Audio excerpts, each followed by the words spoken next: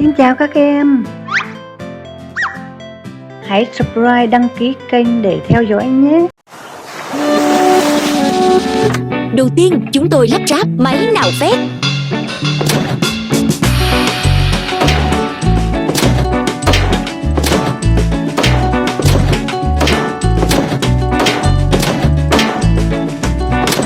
Thế thôi.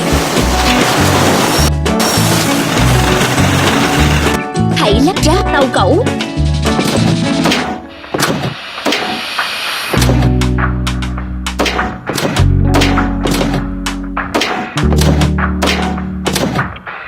Bạn đang làm thật tốt.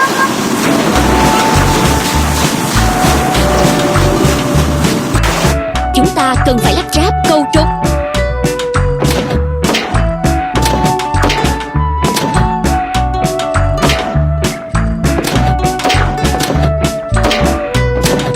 Tuyệt vời.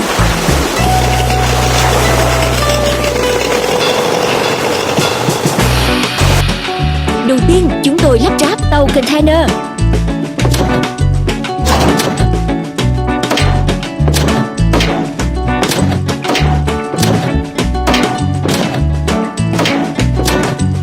Thế thôi.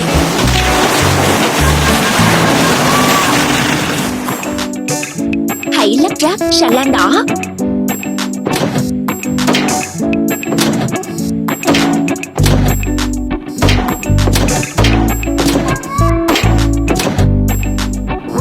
Cứ thế nhé.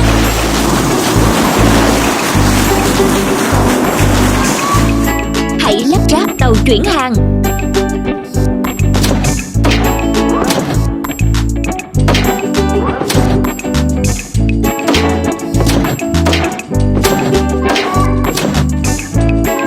Marco.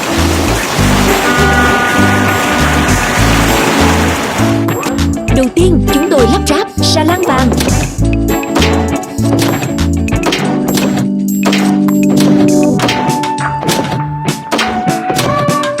Bạn đang làm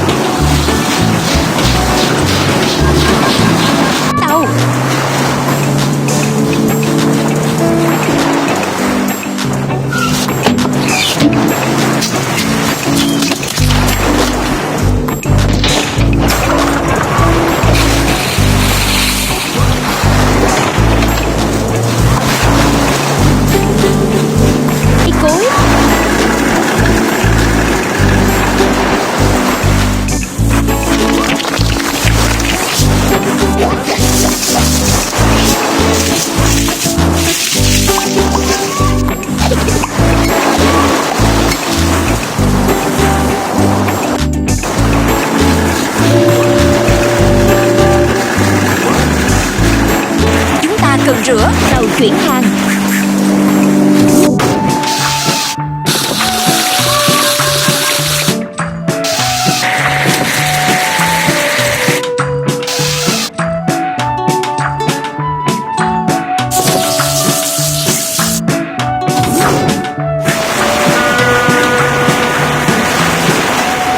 Hãy rửa nào, xà lan đỏ.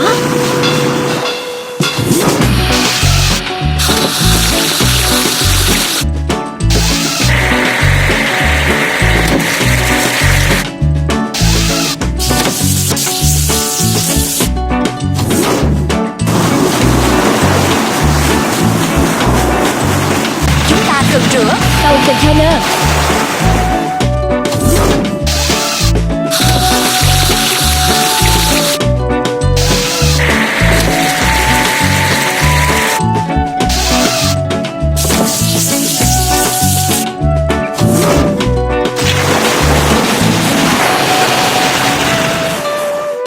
Bây giờ chúng ta cần rửa sạch nó. Cầu trục.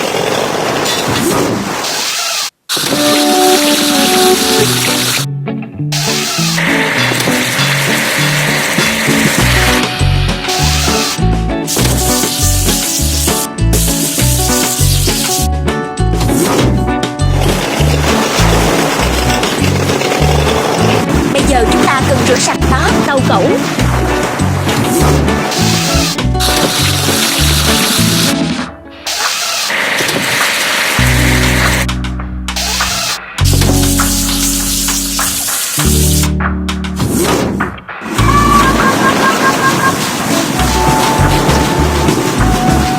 Hãy rửa nào, máy nào phép.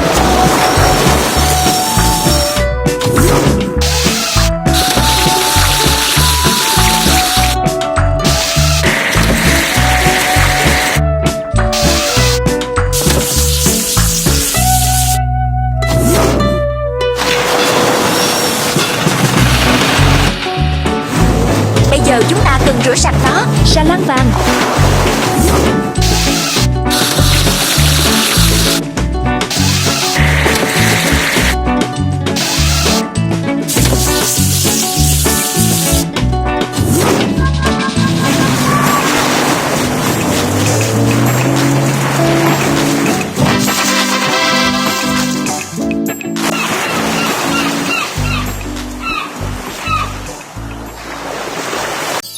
Bye bye, cảm ơn các bạn nhỏ. Hãy subscribe đăng ký kênh để theo dõi nhé.